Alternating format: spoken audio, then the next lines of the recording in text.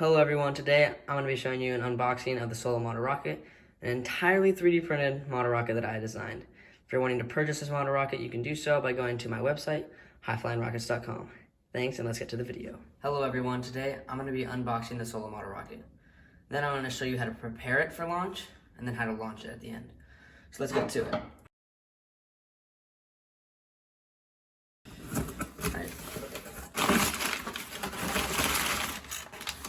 In the box, we got the rocket plus one extra motor retainer. That's all that comes in the box. So, again, we have the Solo Rocket with a nose cone, the body, and then the engine retainer. Inside this is another engine retainer. So that's all that comes plus zip-up bag. All right, so that is what is included. Now let's get on to preparing for launch. Now to prepare the rocket for launch. So these are the things you need to prepare it for launch. You need recovery wadding, a shock cord, and a parachute. Now I got all these from EstesRockets.com.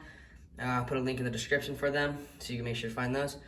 So first thing you're gonna do, I'm gonna take off the nose cone. Inside, I don't know if you can see, there is a loop inside which you put the shock cord through. So this can be a little tedious. You just gotta be patient.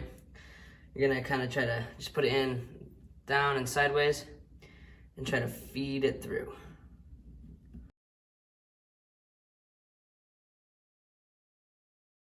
Once you get it through, as it's through, I don't know if you guys can see that. There.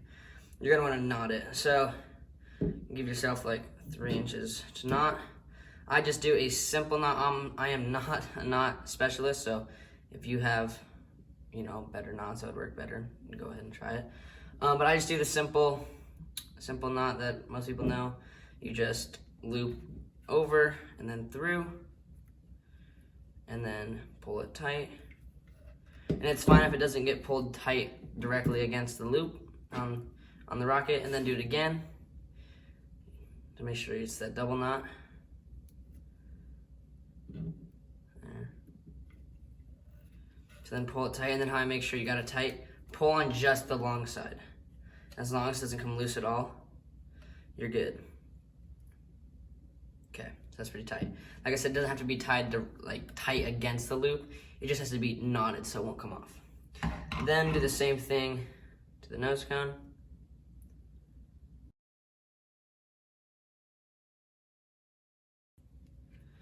Now when you buy a shock cord pack, it comes with a thick shock cord and a thin shock cord. I find it easier to use the thick one.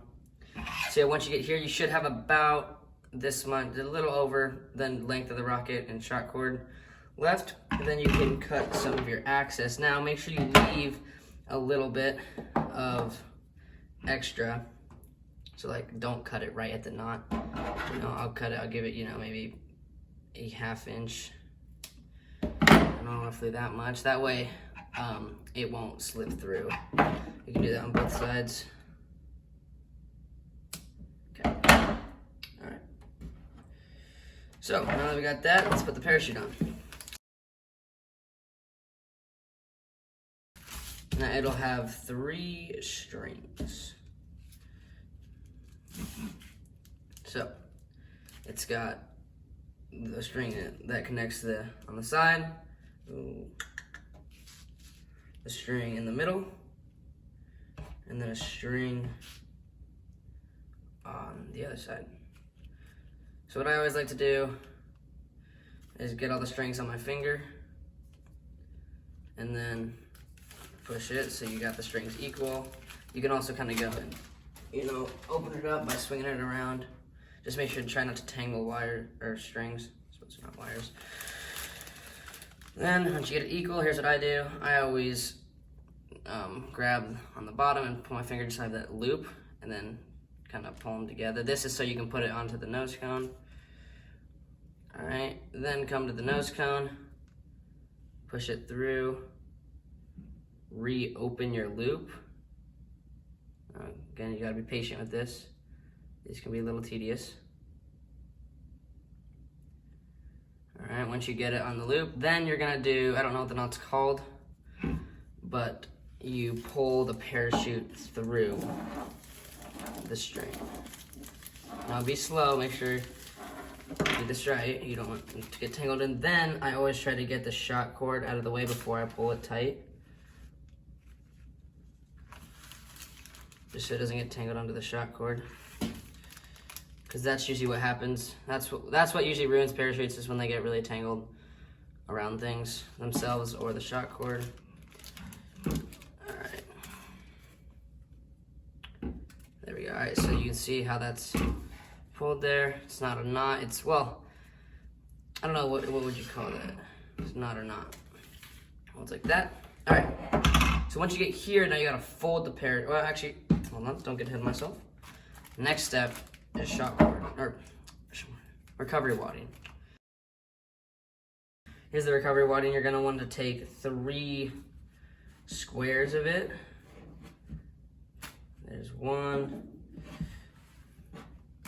2, 3. All right, so you just need 3. You can put the rest off the side. What you do, get your rocket, put the recovery wadding on top like that, and just push it down in. There you go. I do that all 3 times.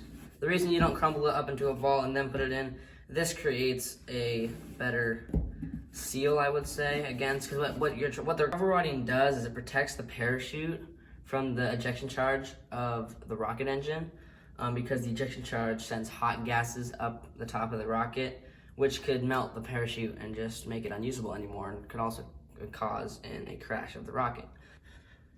All right, so now that you have your recovery wadding inside the rocket, your shot cord attached to the rocket body, your shot cord attached to the nose cone, your parachute attached to the nose cone, now you can fold the parachute. I'm gonna show you how to do that real quick. So what you're gonna wanna do, unfold your parachute completely and make sure if any lines are tangled and are a little twisted, you just untwist them, untangle them, because you don't, last thing you want is a tangled parachute. Then unfold it completely, just like this. Fold the parachute in half, like so. Pull the shot cord, pull all the lines. You don't need a crease or anything, just flatten it out. Then you're going to fold it in half, again, this way. Now pull your lines. Then you're gonna fold it in half 2 more times. Boom. Now once you get here, make sure again you pull your strings out in case there's any stuck in there. You're going to grab the tip of the parachute, fold it to the base, just like that. Then you're going to roll the parachute. Roll it over, just a loose roll, nothing crazy. Don't have to be super tight. Then loosely wrap the strings around the parachute. Now don't wrap the shot cord around the parachute. Do not do that. Then go and put your shot cord inside the body of the rocket. Then put your parachute in it as well. Put your nose cone on, and there you go. Now your rocket is prepared for launch. All right, so now I'm gonna show you how to launch the rocket. So before we get to the field, I'm gonna show you just the different engines you can use in this rocket. So this rocket, you can use pretty much any 18mm rocket engine.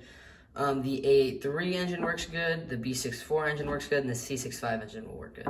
These are all different powers of engines. So from A engine to the B engine, the B engine is double the power of the A engine. And the C engine is double the power of the B engine.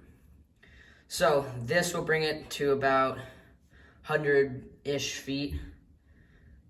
The B engine will bring the solar rocket to about 200-ish feet, and the C engine will bring it up to about 600 feet. So much more powerful. So the reason the C engine brings it up, C65 brings it up so much higher, it also gives more thrust, and also for a longer period of time. All right, for the A3 engine, you will use these yellow plugs. So make sure you take off that little thingy, and you just are left with that. So the yellow plug works for the A3 engine, and these pinkish plugs work for the B64 and the C65. So again, just take all the little knobs off. You're left with that. Now these igniters work for all these engines, and they always come in packs of 2 like this. Just tear it says paper in the middle. So there's 2 different igniters. So how it works, you put the igniter inside the engine, and then you secure it.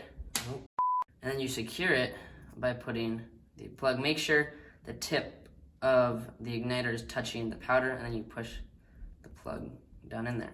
So now it's secured, and then you will attach the crocodile clips to that. I'll show you more of that when we get to the field. So same thing for all the different engines.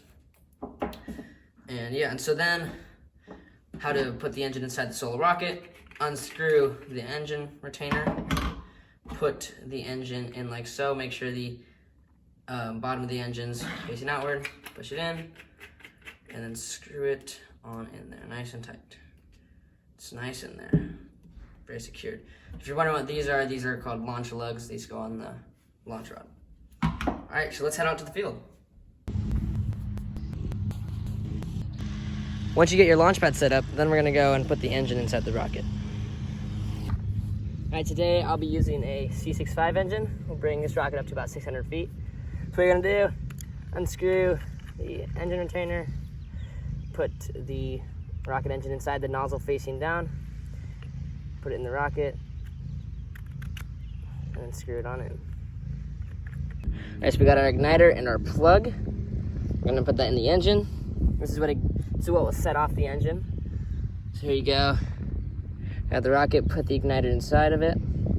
Get your plug, sit it on in there. Now, before you push the plug in all the way, make sure your igniter's touching the powder inside the engine. Just kind of give it a little push down, and if you can't go down any farther, you're good. Push the plug in there. You just hit it off to the side like that. There you go. Then we'll go over to our launch pad, put our rocket on.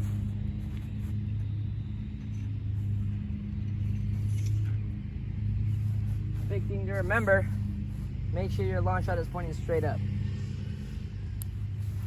You couldn't really hear what I was saying in this clip, but the gist of it is that always check your launch rod from 2 sides that are perpendicular to each other to tell if it's pointing straight up or down. Yeah.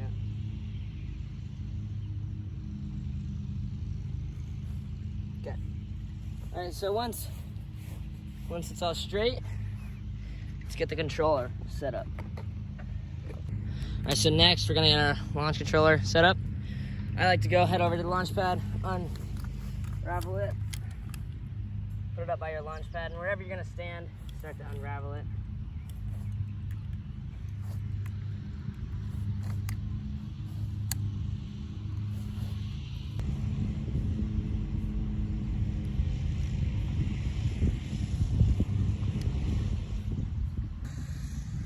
Just once you get your controller set up, make sure the key is not in it. Make sure it's all safe. Okay, so you're good. You can tell this is like the safety key. Make sure that's not in that hole while you're going up to the launch pad. All right. Once you get up here, this is where you're gonna attach your crocodile clips, your controller to the igniter. So you got 2 crocodile clips here. You're gonna do just put one on each wire. Just put one on each wire of the igniter. Make sure they're on there. And one thing to check to see if they're on there, if you go over to your controller, see if you can see, it's pretty bright out. But if you go up to your launch controller and you put the key in, you might be able to see, I don't know, it's a little bright out, but we'll see if you can see it. A red light turn on. Let's see. I don't know if you can see that on video, but a red light will turn on. That means that tells you that you have connection with the igniter. All right, here's how you use your launch controller. What you do, you stick the key in. This is the safety. Once the red light turns on, you gotta click and hold. You can't just push it. You gotta push it in there and don't let go. And then pressing this button with the red light on will ignite the rocket. All right, last pre-flight checks. Remember, make sure launch rod's pointing straight up. You got connection with your igniter. Sky clear, pad clear, these clear, got a big area around. All right, once you check all the boxes there, All right, if there's anyone around you, make sure they're ready. All right, ready? I'm the only one out here. So. All right, we're gonna launch. 3, 2, 1.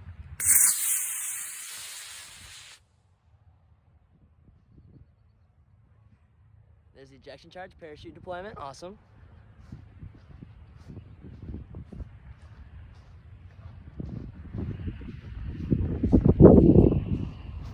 Winds, bringing it.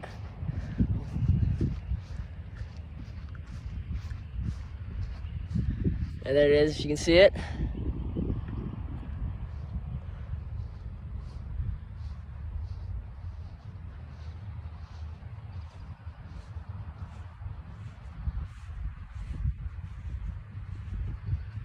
All right, perfect. Successful recovery.